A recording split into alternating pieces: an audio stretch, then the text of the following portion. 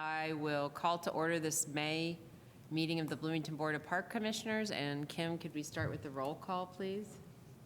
Kathleen Mills. Here. Ellen Rodkey.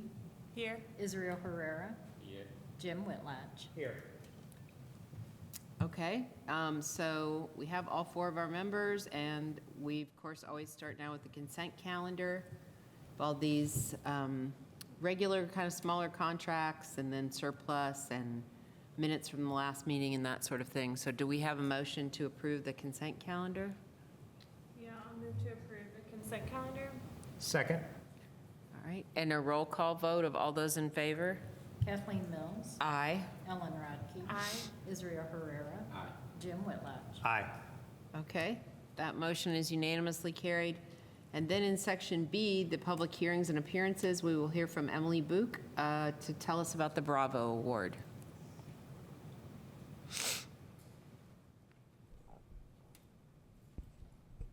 Okay, good evening, everyone. Emily Boot, Community Relations Coordinator, and staff would like to recommend Amy and John Zube for the May Bravo Award. Amy and John have been caring for a large city-owned sycamore tree for the past several years. Their efforts to maintain this tree have been noted and appreciated by all of our urban forestry staff, especially Haskell, who ultimately recommended them for this award. Their efforts to care for this tree are ones that will be beneficial to the city and its residents for decades to come. They weren't able to make it today. They're traveling all month, but they greatly appreciate the award. We've got a nice picture of the tree right there, which I actually live right by. I walk by that every day, and I had no idea. It's a very, very beautiful tree. So we're really appreciative of all the work they've put in and all the time and money they've put into caring for this city-owned tree.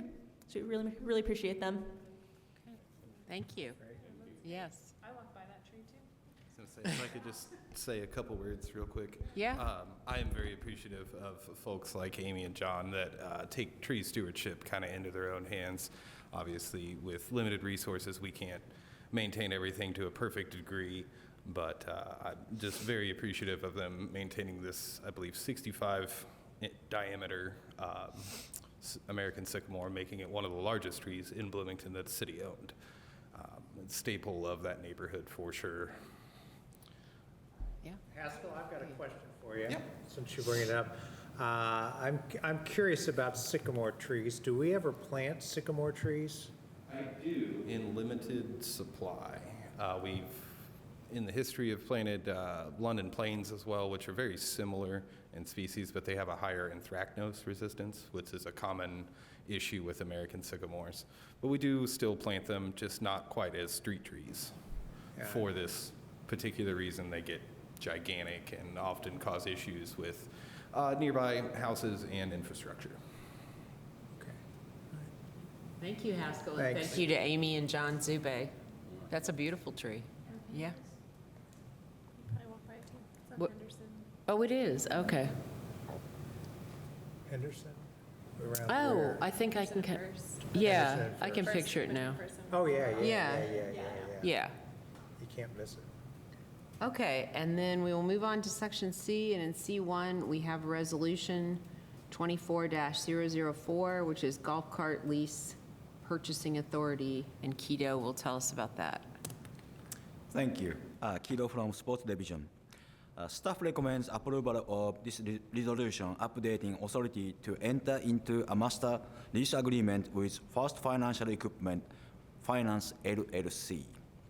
We are reauthorizing this with some specific language at the request of the financing company.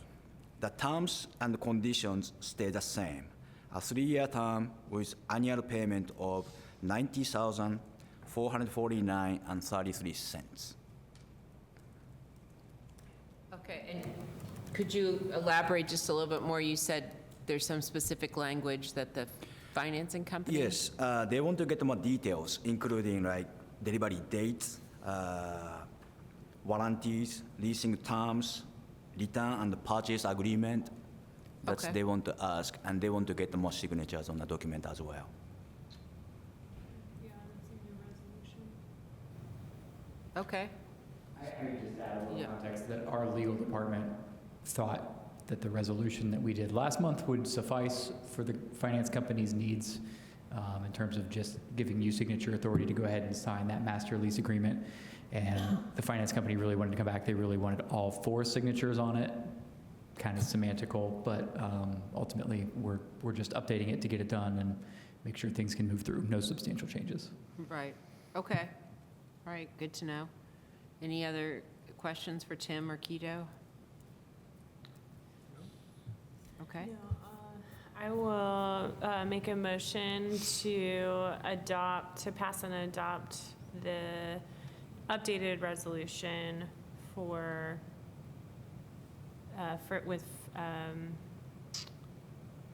with First Financial Equipment Finance LLC. Second. and a roll call vote of all those in favor? Kathleen Mills, Aye. Ellen Reinke. Aye. Israel Herrera. Aye. Jim Whitlock. Aye. Okay, motion's carried, thank you. And then in C2, Bill Ream will tell us about the partnership with downtown Bloomington for the 4th of July parade. Hi there, Bill Rain, Community Events Coordinator, and I'm here to recommend the approval of a partnership with, between the City of Bloomington Parks and Recreation and Downtown Bloomington Incorporated, otherwise known as DBI, for the 4th of July parade. There will be a 50-50 revenue split from the parade entry fees once the expenses have been made. This is the 16th year for this partnership, so it actually predates me by 1 year. And it's worked really well for all those years. The goal is to combine both our resources to provide the parade for the community. We're looking forward to working with them again. Our end, we coordinate all the logistics of the parade. On their end, they coordinate the judges and the review stand and the announcers. So they handle all that, which we're really grateful for. So we're thankful for them to do that again this year. Few info about the parade. It's on the 4th of July this year from 10 a.m. to about noon, and the community band will play before on the courthouse lawn at 9 a.m., which DBI also helps coordinate with that. And we are accepting applications for entries currently. They're online on our website at bloomington.in.gov/parks, in person at our office, or they can call me at 812-349-3748. I'm happy to answer any questions you may have. Okay, all right, and as you say, kind of a long-standing partnership, and how many entries do you usually get? I can get to between 50 and 60 this year, Okay. depending on how big some of them are. It all depends on the staging lots. Okay. All right, any other questions for Bill? I'll make a motion to approve the partnership agreement with Downtown Bloomington Inc. for 4th of July. Second. Okay, and a roll call vote of all those in favor? Kathleen Mills, Aye. Ellen Reinke. Aye. Israel Herrera. Aye. Jim Whitlock. Aye. Okay, motion is carried. And then Bill will stay with us to tell us about C3, the contract with Southside Rental for the 4th of July parade. Right. I'm here to recommend the contract for services with Southside Rental, where we will be renting tents, stages, tables, and chairs for both the 4th of July parade and for the holiday market. And the funding will come out of a couple different community events lines. The department has rented equipment from them for many years, and as I said, they set up the whole stage and tents and stuff for the 4th of July parade, and then they set up the tents that are in the parking lot out front here for the holiday market, those big ones that the vendors are under. And we've used them for both of these events for many, many years, and we're happy with what they do, and we're glad to have them back again this year. If you have any questions, I'm happy to answer. It's pretty straightforward. Any questions for Bill on C3? No? All right, I'll make a motion to approve the contract with Southside Rental for the 4th of July parade and the holiday market. Second. All right, and a roll call vote of all those in favor, please say aye. Kathleen Mills, Aye. Ellen Reinke. Aye. Israel Herrera. Jim Whitlock. Okay, motion carried. Thank you, Bill. And then Clarence Boone we'll address C4, which are the appointments to the Farmers Market Advisory Committee. Good afternoon, Clarence Boone. With the Farmers Market, staff recommends the reappointment of the following current Farmers Market Advisory Council members: Karen St. Rain, she's a farm vendor; Kip Schlegel, he's a farm vendor; Rebecca Vadis, who's a farm vendor; Tracy Bruce, food and beverage artisan; Andy Manansala, food and beverage artisan; and Michael Gleason, who is a customer representative. Staff recommends the appointment of Edward Robertson, who's a to the position of customer service representative, and Patricia Sigmund, who's a current farm vendor, as a farm vendor representative to the Farmers Market Advisory Council. As far as background, the Farmers Market Advisory Council consists of 11 members representing market vendors, customers, and food and beverage artisans. The council acts in an advisory capacity to the Board of Park Commissioners and park staff on policy matters relating to the farmers market. And we received 4 applications. A little bit of background on the new prospective applicants. Everett Robertson is a longtime Information Alley participant. He believes the market is a standout feature of the Bloomington community, and it is recognized worldwide, with friends who reported seeing our market on TV in LA and in Cambridge, England.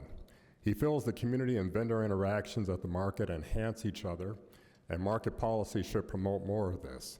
As a regular participant, Ed is aware of how a typical day at the market progresses, and he is aware of the balance needed to make the market both well-functioning and open.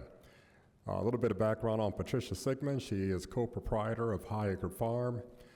This family farm was started in 1964, and they began selling produce at the farmers market in 1987. Patricia's familiarity and devotion for the advancement of the market sets her apart as an excellent candidate for council membership. Okay, all right, sound like some good candidates there, and as well as the returning members. Any questions for Clarence? Yeah, thank you for this information. So, do we have just one representative from the food and beverage artisans? Is that the only member, Andy Manansala? Well, with the returning vendors, we'll have 1, 2, 3, we'll have 3, just one. 3 food and beverage artisans total. Several returning, and then the appointment we don't have a food and beverage artisan to be appointed as a new member. How many food and beverage members do we have? Can you remind me? We can have a total of, I believe, 4 food and beverage artisans as representatives? Just 2? Thank you for the clarification from Leslie Brenson. So we have 2?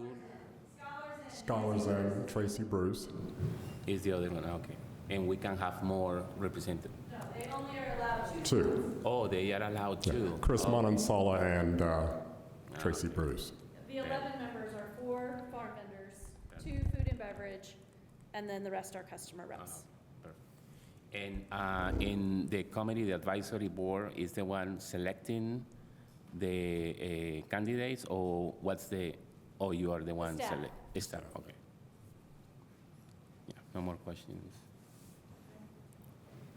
All right, there's not anything else, I guess we'll, Okay, yeah, we can make a motion. I'll make a motion then to approve the reappointments of the 6 members to the Farmers Market Advisory Council, and then the new appointments of Edward Robertson and Patricia Sigmund.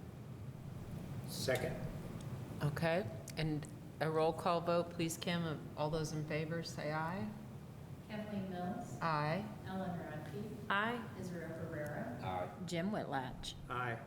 Okay, motion's Thank carried. you. Thanks, Clarence. And then in C5, Shelby will tell us about the partnership agreement with IU Health for facilitated public health programs. Yeah, I haven't got to talk to you guys in a long time. Shelby Drake, Health and Wellness Coordinator, and I'm here to recommend the new renewed partnership with IU Health Bloomington.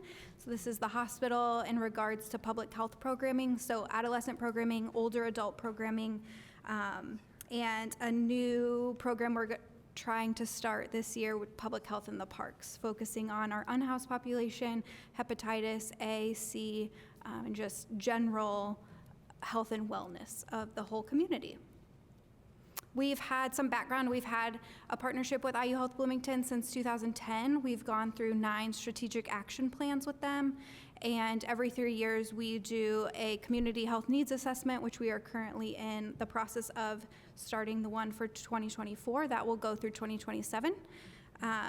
In 2022, we didn't renew the partnership with IU Health Bloomington just because of staff turnover in my position. So we would like to restart that. Okay, and so it sounds like there's a different focus than possibly each time you have. Yeah, so it's the strategic action plan has just taken a different shape. Really, we used to kind of formulate their strategic action goals and our strategic action goals together. We no longer do that. We do that separately. So our partnership looks a little bit different just because of that formatting. But we're working on the same types of programs. So still bike rodeos, vaccine clinics, education, that they can provide the clinical instruction and we can provide the facilities and the people. Okay, all right, sounds good. Any other questions for Shelby? No? Okay. I'll make a motion to approve the partnership with IU Health Bloomington for public health programming. Second? All right, and a roll call vote of all those in favor? Kathleen Mills. Aye. Ellen Rogers. Aye. Israel Herrera. Jim Whitlatch. Aye. All right, thank you, Shelby. Motion's carried. And then C6, it is time again for Steve Cotter to talk about the Deer Browse report. Thank you. Yes, I'm here today also to seek approval for the contract with White Buffalo Inc. to manage the deer hunt at Griffey. And I just saw Kevin Tungzikovic walk in from Ecologic, so he'll be here in a minute to talk about the deer browse data. But we are hopeful to hire White Buffalo again to manage the deer hunt at Griffey this November. It would be the first 2 weekends of deer season, November 16 and 17, and November 23 and 24. The contract amount is not to exceed $24,548. If approved, the amount will be paid out of the Natural Resources Non-Reverting Fund. Studies of the deer population in Bloomington officially began with the establishment of the joint Bloomington-Monroe County Deer Task Force in 2012. And it was a citizen group created after ecologists raised concerns about deer damage to the Griffey area. The task force recommended that deer populations be reduced at Griffey, and they recommended originally a sharpshooting effort to take care of that. We did try to do a sharpshooting effort in 2014, but it was unsuccessful due to a large acorn crop. And then we were able to get one done, a sharpshoot in 2017, where 62 deer were removed. We then participated in the Community Hunting and Access Program through the Department of Natural Resources for several years, where they provided some funding to allow for White Buffalo to manage the hunts. They've been with us since the beginning. They did the sharpshooting effort, and they've managed the hunts since. So we were able to have a hunt in 2019, 2020, 2021, 2022, and 2023. And since we began, 254 deer have been removed from the preserve. Safety is their number 1 priority. They have a perfect track record in that regard, so we're very comfortable with the contractor. They do a proficiency screening at a shooting range to make sure that the hunters who have applied for the program are accurate and safe. And think that we're going to need to continue to do this work into the future. The deer population at Griffey is doing well, and we think that we're going to need to continue it for as long as we can see into the future at this point. So we will be working with the IU Research and Teaching Preserve to coordinate closures during the hunts if the contract is approved, and I'd be happy to answer any questions about the hunt itself. Okay, I mean, one thing that just stands out to me that I think is kind of interesting is going back to 2017, we were first discussing this, and I just remember, you know, the ecologists and, you know, the biologists definitely wanted us to do this, but there were some people in the community who were like, well, there just aren't that many deer out there to begin with. But I mean, the total's 254 so far that we've? That's correct. Yeah. Yes. So still heavy deer presence out there. There is, and we think to get the plant population healthy again, we need to keep that deer number down to somewhere between 5 and 10 per square mile. Griffey Lake Nature Preserve is about 2 square miles, so there are many more deer out there than the ecosystem can support right now if we're going to get those plants back to a healthy state. Is that, so do you have a count on about how many deer are currently in Griffey? I mean, you said 5 to 10 per square mile, but we have more than that right now. But is there any counting that we do? We don't. That was discussed extensively before we embarked on deer management at Griffey. It turns out it's an expensive endeavor, and it's not very accurate. Sure. Also, we don't know if there is a set number of deer feeding at Griffey all the time, or if it's a higher number that come and go. Sure. But our main focus is on the health of the plants, so we monitor the plant heights and their reproductive ability. We would love to know how many deer are out there, but there's not really a good way to determine that right now. We have been keeping an eye on that, and there are some different protocols that show promise, but to date, we have not done any deer counts out there. And the Deer Task Force, that group is not an active task force within the city boards and commissions now, is that right? They kind of came together, created some of these ideas, and then those ideas have been carried out, but they're not actively meeting anymore? That is correct. Okay. They made recommendations, and then Right. they terminated the Right. Deer And Task Force. Who else, I guess, I'm just curious, like, I know that there's the rules now about not feeding deer in the city. Like, I guess, what other, or do we coordinate at all with just other programs for deer management across this city? Or, because this is really the only program that Parks oversees. Is that right? That is correct, Okay. yes. And we worked with a researcher from Ball State who looked at the deer at Griffey and in town as well. We speak regularly with animal control about this issue, but we are only involved with management of deer within Griffey Lake Nature Preserve Okay. so far. Gotcha. How is the compensation, is the 24,548, how does that compare with other years? Has it been about the same, or? It's actually less than many of the years. We did 3 weekends originally, but that was conflicting with people's hiking plans on Thanksgiving weekend. So we wanted to leave the park open for that weekend so that people can get out and hike.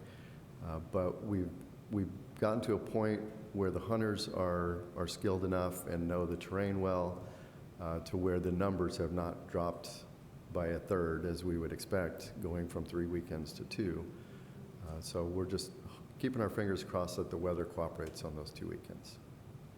And how many hunters are there for this season? It's been about 25 a year recently, 25, 26 hunters. And White Buffalo is the company that is going to do the screening for the, it says safety and shooting performance? Yes, so White Buffalo rents a shooting range in southern Indiana, and then the applicants for the program have to go through their proficiency screening at that shooting range to prove that they can hit the target, which I should have mentioned, all the hunters shoot downward from tree stands that are at least 12 feet high in the tree, so that the bullets go downward instead of horizontally across the landscape. But they have to show that they can handle their firearm in a safe manner and that they are an accurate shot. And could I ask this, because I don't see it, when it says the firm has familiarity with the Midwest, the hunters are normally people from our county, from Bloomington, or it could be from other areas, and this might be the first time hunting here in Griffin Lake. It's a combination. Many of them are from around here. All of the hunters have to have an Indiana deer license, so most of them are Indiana residents. And a lot of them have been coming many years, so White Buffalo is familiar with them. And if they're new hunters, they have to go through their proficiency screening before they're eligible to hunt. This is not really just for the deer hunting, although the potential liability causes me some concern, and it's not necessarily just a Parks Department concern, but I do want, when I look at these contracts that have $1 million worth of liability insurance, that's $1 million is a lot of money, but it's not what it used to be. And I wonder if there should be a discussion among ourselves and with legal and with the city of Bloomington about increasing the amount of general liability insurance we get. The most expensive cost for insurance is the first $1 million. Getting additional coverage after that is probably not as expensive, is less expensive. And I just wonder if we had a catastrophic thing happen and we're faced, we are protected, the city and the parks are protected by the Indiana Tort Claim Act, but if our private vendors are not protected by that and people have the potential of catastrophic injuries, $1 million doesn't go very far.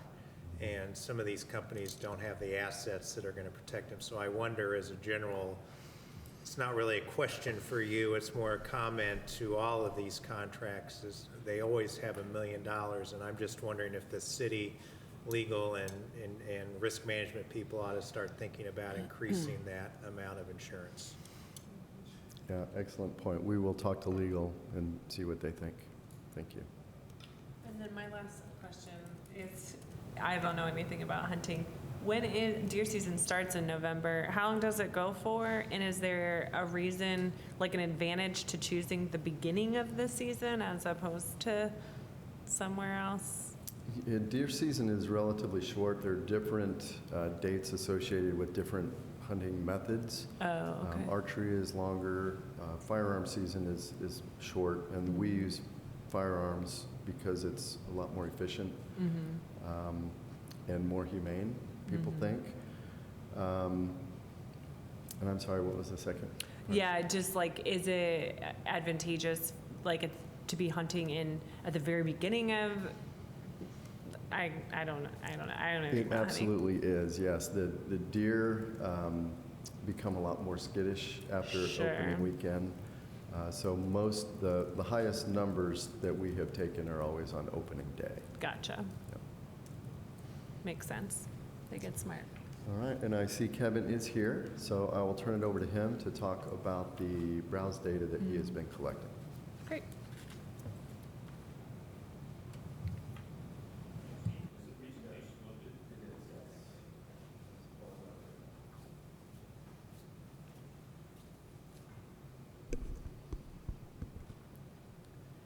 So I'm Kevin Tungesvik, and I work for Ecologic, a ecological restoration and consulting firm here in Bloomington. And since 2018, I've been under contract to monitor the deer browse out at Griffey.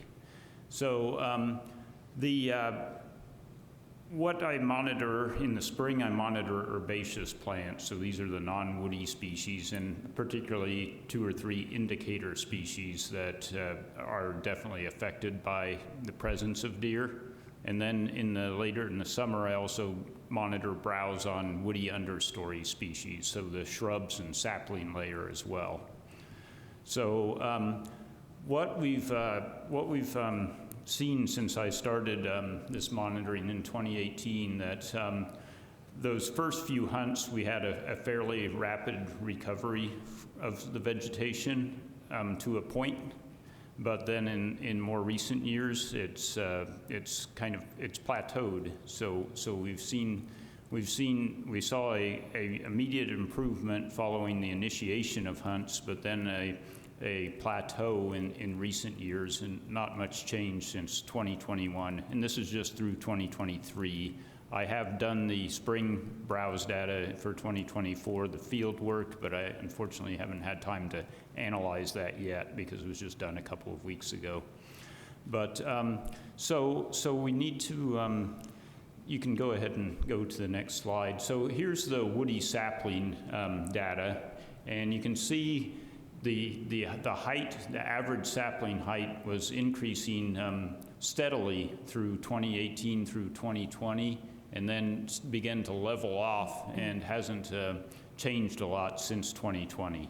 So again, we saw those initial hunts have a pretty significant effect, but then anecdotally, the browse on woody vegetation remains substantial. There's a lot of browse still on those woody understory species, so it's definitely still affecting the woody understory significantly, because there is a significant, especially on favorable species. There's a couple of shrubs they really like to browse. Roundleaf greenbrier and maple leaf viburnum are a couple, and those are probably over half the shoots on those shrubs are still being browsed every year. So the deer browse remains significant. We could go to the, yeah, here we go. This is also, we also measure the diameter growth of the shrubs, and that's the root collar diameter. And so again, you can see a steady increase there between 2018 and 2021, and then a leveling off since 2021. It's important to remember that these plants are subject to all kinds of environmental stresses other than deer browse. They're out in the wild, they're subjected to all the weather, they're subjected to drought, they're subjected to, and it's difficult to tease out what's affecting their growth. So just because some of these metrics have leveled out doesn't mean that deer browse isn't a less of a stress, but there may be other stressors also influencing. And I would point to the fact that we've had very dry Junes the last 2 years, in 2022 and 2023, which does affect it may affect the growth of the woody plants, because that's still within the woody plant growing season, and it also may affect some of the herbaceous plants may go dormant earlier if the soil dries out earlier. So keep in mind that although we're monitoring this for deer browse, deer browse isn't the only thing affecting these plants. Okay, so one of the herbaceous plants we monitor is jack in the pulpit, and jack in the pulpit is not a heavily favored species for actually eating by the deer, but it's very sensitive to the compaction from deer hooves, so it doesn't like compacted soil. So it responds to the lack of compaction by growing more vigorously. And you can see there was a steady increase in jack in the pulpit height from 2019 through 2021, and then a leveling off since then. So again, the metrics have plateaued a little bit in the past couple of years. And then if we go to the next slide, another of the herbaceous species. This one showed a really strong response to the initial deer hunts. You can see the height of the Solomon seal increased pretty substantially. We had a really good trend going there between 2019 and 2022, and then again it leveled off in the past year as well. But this is one of the stronger responses that we've seen to the hunts the positive effect of reducing the deer population out there. So in summary, all metrics have stagnated a little bit since 2021, but we definitely saw a response early from the deer hunts. And the browse has moderated since the calls begin, but there is still locally very heavy browse, and it's not evenly distributed throughout the park. So there's very heavy browse particularly in the upstream part of Griffey Creek Valley above the reservoir is very heavily browsed, and the southwest part of the park is also near the neighborhoods, also has very heavy browse in it. And so the other issue that's intertwined with the deer are invasive plant species. So we do get deer browse on invasive plant species, and one of the things that they seem to really like that upstream part of the Griffey Creek is there's a heavy presence of invasive shrubs, privet, that they like to browse, particularly in the winter. And the other factor is the deer also spread invasive species along their tracks. So if you go up a deer path from the Griffey Creek floodplain up one of the hills, you can see a path of Japanese stilt grass following the deer, because the deer are actually spreading the invasive species on their hooves. So these are related issues, and it's important that both be addressed. So if you want to go to the next slide. Just there, in 2019, I had the good fortune to really do a detailed survey of the vegetation out there and to map it. And the areas in red and orange are where there's heavy invasive plant pressure. And you can see those creek valleys upstream from the reservoir are where that invasive plant pressure, and that seems to be where I think a lot of the deer, the winter browse is occurring. That's where they're hanging out in the winter, is in those dense shrub thickets upstream from the reservoir. So those are issues, and these have been addressed. A few of those areas that I mapped in 2019 no longer have dense shrubs because there's been either contracts or in-house work by park staff to reduce those. So certain areas, especially in the southwest portion, have been greatly reduced since this mapping was done in 2019. So there's definitely some credit to the park staff and to the contractors for reducing that. So with that, I'm happy to answer any questions. Right. Thank you, Kevin. And I appreciate your explanation as well, that you can't provide a iron-tight explanation of some things because there are other factors like the weather and things such as that. So yeah, I appreciate the details. Any questions for Kevin? I've got a couple questions. When you show that the, I can't remember what you called it, but the height has not gone up over the years.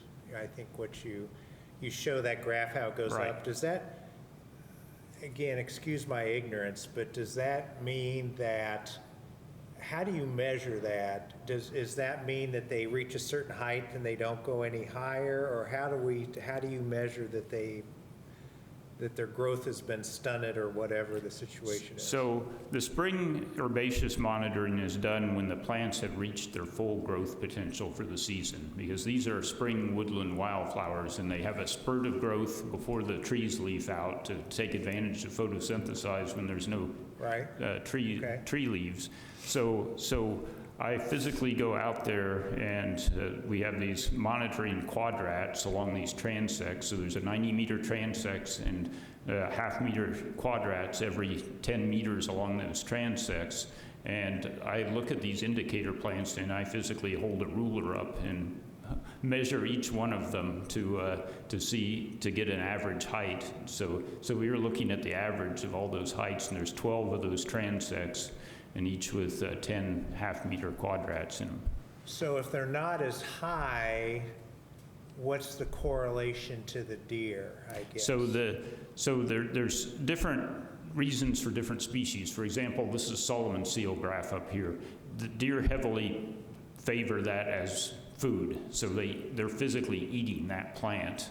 And so obviously being eaten Makes it shorter. Makes you shorter. It makes you shorter from the browse itself, but it also makes you shorter because it removes your ability to photosynthesize and store carbohydrates in your root for the next year. So if you get browsed in year 1, in year 2 you're going to be shorter because you weren't able to make food to store in your root system for the following year's growth. Okay.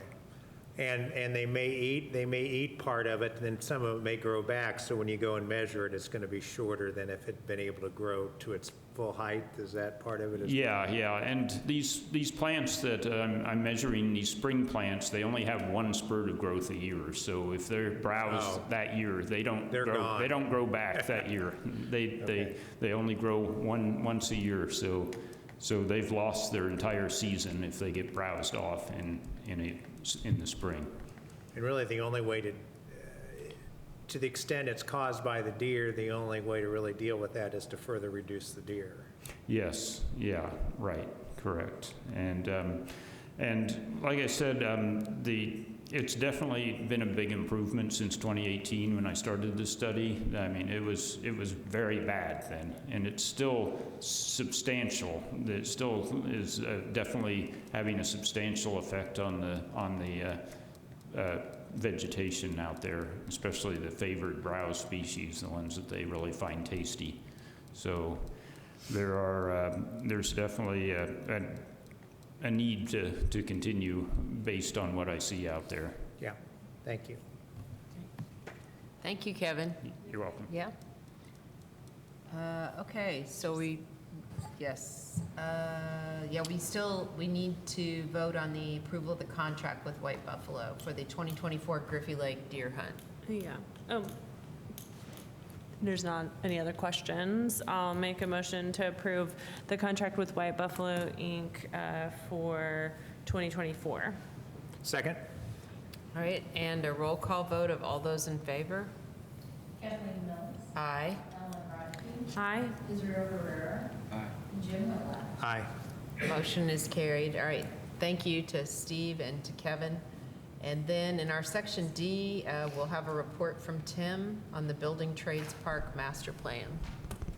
That's right. Good afternoon, Board of Park Commissioners. Tim Street, Director of Parks and Recreation. I'm here to share with you today the final Building Trades Park Master Plan that we've been working on for not quite a year, but close to a year. We authorized a contract to begin on this with Mater Design last summer. Engaged in some public meetings thereafter, and have the final product here today. So what you're seeing up here right now, and I'm just going to take a few minutes to kind of go through the park and the conditions and what we're looking at, are the current conditions of Building Trades Park. And Kim, if you would go forward one slide, please. These are the former conditions of Building Trades Park. Can you move the picture off to the side? The Top. camera, Yeah, the top. is that possible to move that? Like top right corner? Yeah, far top right maybe? corner would be Yeah. good. I think it's different on your screen than it is up there. Oh. Yeah. Or just minimize it even, Kim. There. Oh, you go. yeah, great, Perfect. okay. Perfect. Okay, so let's pause here a second again since we're reviewing this. Current conditions of the park, we've got the open lawn, the old sports court area on the west, the parking lot, and the two separate 2 to 5 and 5 to 12 playgrounds at the north side.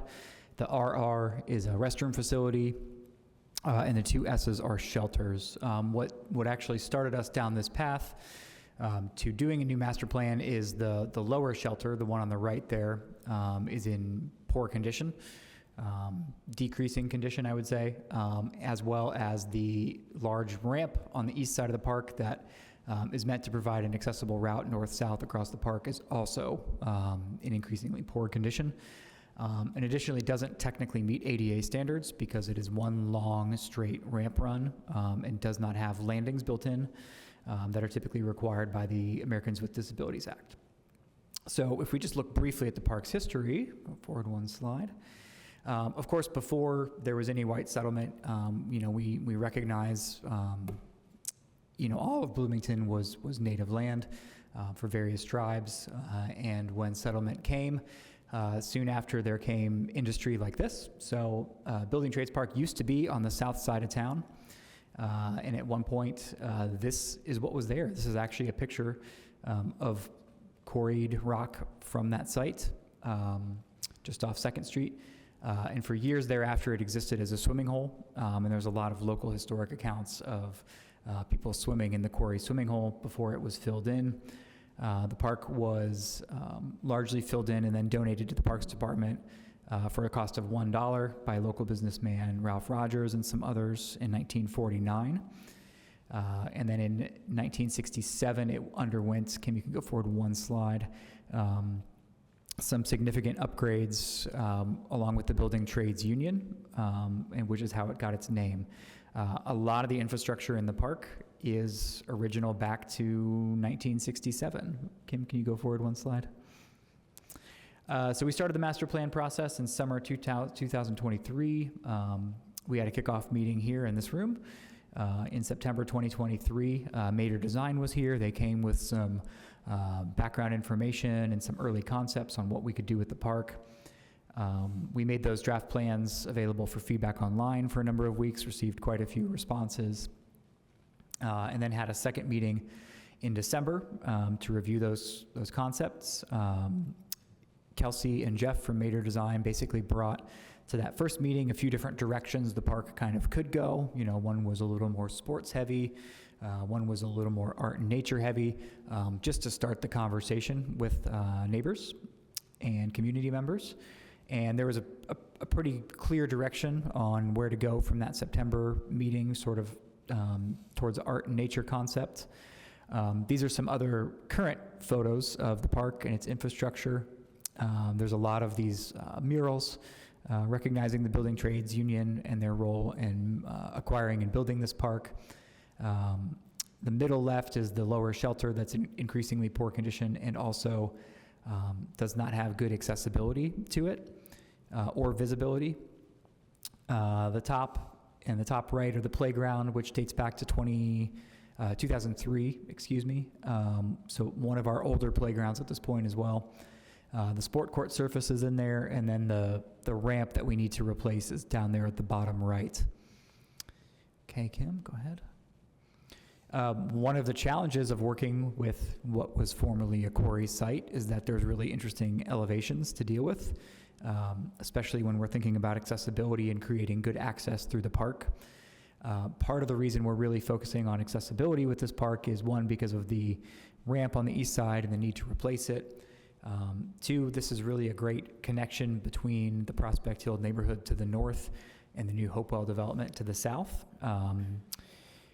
There will also be, the city has through the engineering department, protected bike lane project on 2nd Street slated for 2025.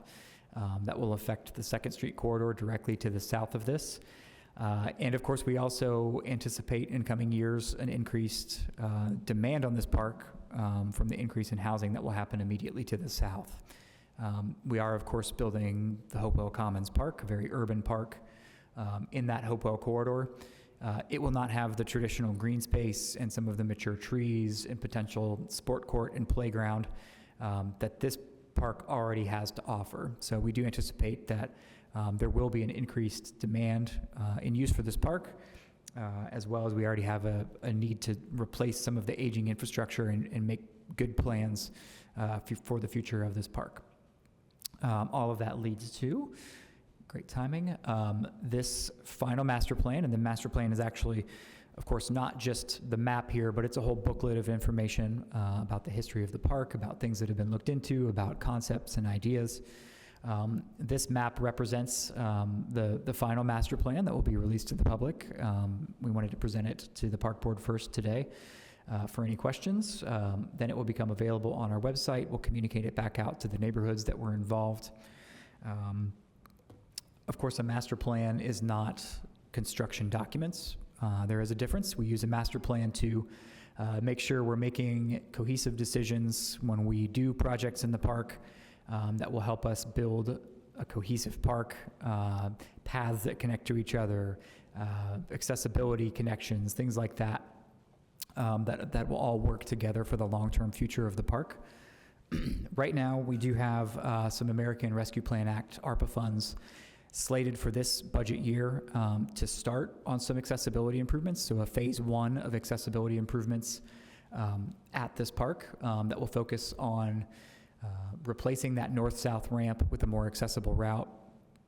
And hopefully, if the funds go far enough, also replacing a shelter with a better located and more accessible picnic shelter for the neighborhood to use. Just kind of drawing the overview here on the direction that the master plan has gone. It has sort of reimagined some of the paths through the park. One, to be on better grades that are more universally accessible. Two, if you see the paths that run from the bottom right, sort of diagonally to the northwest, Kelsey, who works for Mater Design, looked up the original plats, and those were actually the original site of the railroad tracks that came into the quarry to haul the stone away. So it is a nod to the history of the site. If you kind of imagine, if you've heard of the High Line in New York City, where they've taken that railroad and kind of turned it into a park, there's a little bit of inspiration there into honoring and recognizing some of the history of the park. It's preserving some of the open space for play. It's potentially, adding some native plants. We actually heard a large demand from the community for not a skate park, but a smaller scale skate spot to sort of activate one of the hidden areas kind of back there in the corner below the retaining walls. We would look long-term at merging the playgrounds around the current restroom building. We heard very clearly we did not need to expand the parking, keep the parking the same. The location of a new shelter in the northwest of the park, and then the sport courts. And even since we've developed this master plan with feedback from the September meetings and the online feedback, we've heard more about the sports courts, some additional concerns about pickleball and some of the sound associated with it. So of course, that is not in our phase 1 plan. That's something that we'll have an opportunity to investigate a little bit more if ultimately, pickleball is the right thing for this neighborhood, or if more of a multi-use court would be appropriate. So I've talked a lot. That was the process. I believe we've shared the booklet with you as well, and we'll be making that publicly available. And I'm happy to talk about the park or answer any questions.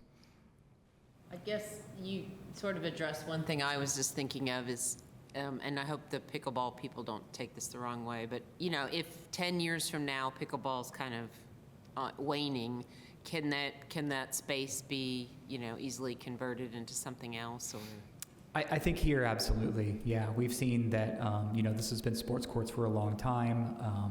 Right now, it's definitely underutilized as just basketball courts, but actually just this week, Keto and I heard from a group that I did not know existed, the Bike Polo Club. They've been playing bike polo there on Sundays. So that was news to me. So great to hear from the community and learn new things about how our space is being used. So of course, those are some things we can consider. But yeah, this is a nice space for potential use or reuse. Okay, thank you. I guess I'm curious, will bike polo have to relocate based on that? Well, we're a ways away from any final decisions on the sport courts. Yeah. I'm not sure if they would be able to use, they said that you typically use about a third, I think, of the space. So it might be that a basketball court would be enough for them to use. That's something we would explore further before deciding on this. The pickleball noise thing is something I think that's been picking up momentum a bit, even nationally, trending and thinking about. So that's something we want to keep an eye on. Again, we're not planning to replace these by the end of the year or anything like that. That'll be a next phase down the line. But it was good to conceptualize and see what can we fit in this space on the master plan, and we can investigate that further. Is where the sport court and the pickleball courts, is that the same footprint as what's there now? Correct. That is an existing concrete fenced pad that is perfect for reuse. I assume somebody someday will invent a quiet pickleball. I've read some things that they're on the way. Who knows if it'll catch I wish on. I had some engineering skill and could figure that out, but surely that'll It happen. would make you rich, yeah. All right, any other questions or comments for Tim? No? Looks good. Yeah, it does. Looks really exciting, good. I yeah. think it's really cool to see just the narrative that Mater kind of wove into the report, and just really thoughtful. And I think that the public will really appreciate that. I guess the only other thing I think about is with the new park we're building and the close proximity, it's hard for me to picture what that looks like, but whether or not there's any way to make kind of a linear park that really connects them really well. Not exactly with the way that it's platted, but if you see at the center bottom of this diagram, that is Fairview Street. So that is going to have an improved crossing of 2nd Street right there to a nice wide path that will connect down basically to the west side of Hopewell Commons. And the nice thing, these two parks are in very close proximity, but they are very different. And we really don't have a lot of duplicity of features between these two parks. Hopewell Commons is very much an urban seating, gathering place, whereas this is more of a traditional neighborhood park. Okay. And I just end by saying I just really want to thank Mater Design. They were really wonderful to work with here, but also especially to our community members who I really appreciated our community engagement on this project. Folks from the Prospect Hill neighborhood, some from McDowell Gardens and beyond. We had a really great, robust public process in coming up with this. Okay. All right. Thank you, Tim. Thank you. And then we will go to our last section, Section E, which is public comment. If we have anyone in person who would like to comment, they can approach the podium, or Kim will check to see if we have anyone online. Okay. Yes. Yeah, come on up if you could tell us your name, please. I don't know if there's a sign-in sheet down there. There sometimes is. Okay.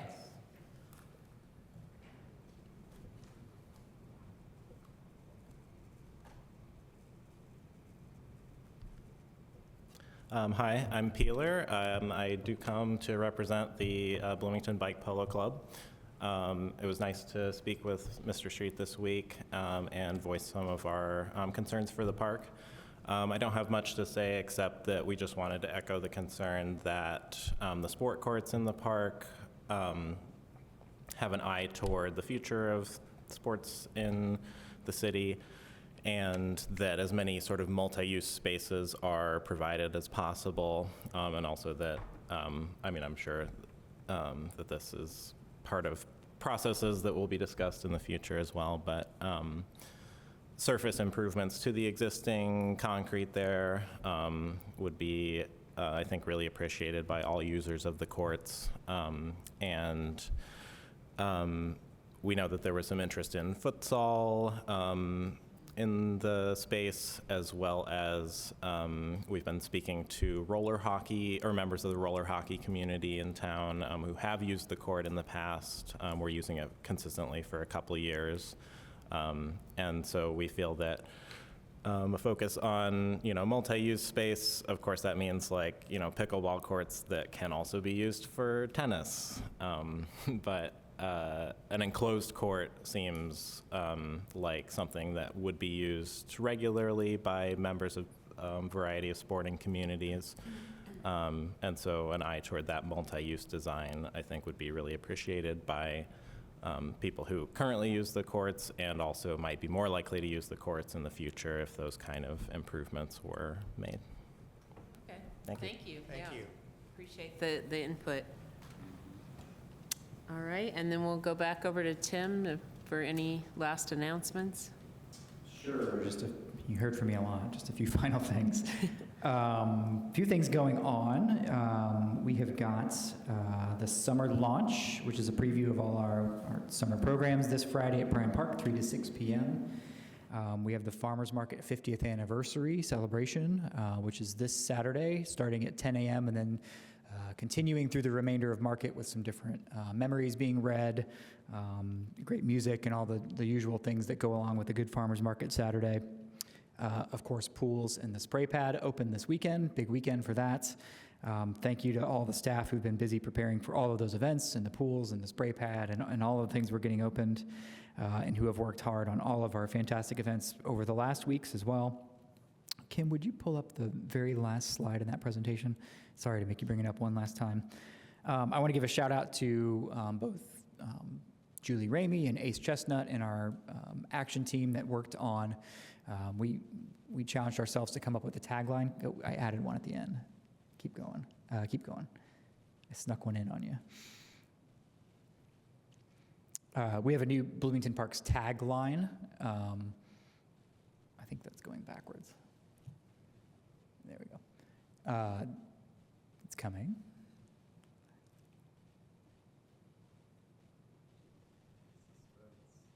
Oh, I don't know what happened to it. I thought I saved it in there. I will show it to you. It is Explore, Play, Connect. I think it's really great. Our staff action team came up with that. It's a really great addition. You'll see it on some of our marketing materials to talk about the impacts that parks have and that what we do in the community. And lastly, just our typical upcoming Park Board events. We have a work session scheduled for June 4th at 4 p.m. Here in City Hall. And then our next regular meeting of the Board of Park Commissioners is June 25th at 4 p.m. as well. I think Kim's doing one final look to see if that did end up being in there. We saw, I know that everyone hasn't seen it, but we saw it in your email, though, too. There we go. It's on the Yes. last slide there, Kim. It has a lot of movement in it. Yes. Yes. It does. So, thank you to everyone who was right. involved with that. So, All right, thank you. And with that, I'll adjourn the May meeting of the Bloomington Board of Park Commissioners.